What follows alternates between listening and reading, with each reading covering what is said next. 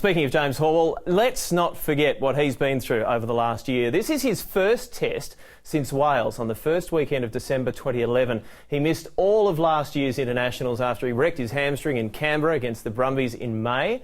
The long journey back is almost complete. Here's Tim Sheridan. He's been a man driven by the misfortune of injury.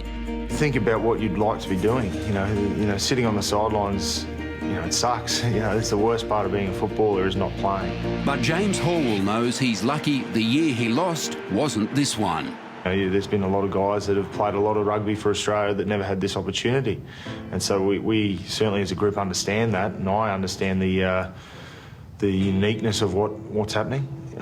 So it's something that I'm feel very privileged to get this opportunity, and we've got to make the most of it.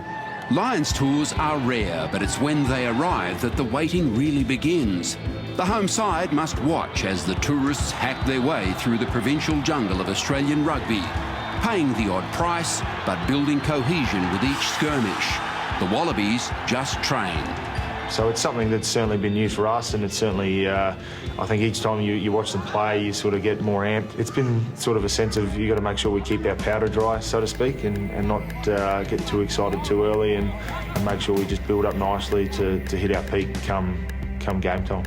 Horwill says this test can partly be won at the turnstiles.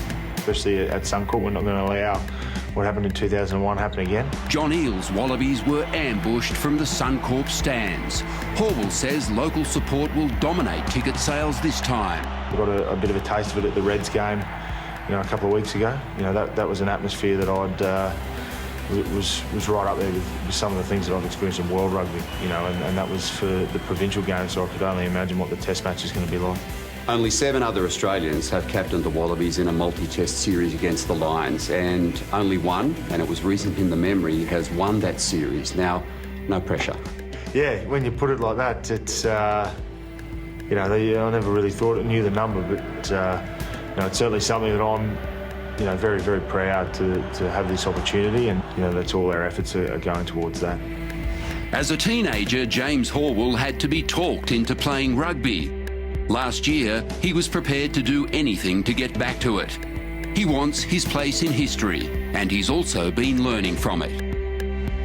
You watch any other series that they've played, 2005 against the All Blacks and 2009 against South Africa, the first 10 minutes are just rapid. We're certainly capable of dealing with that and then some.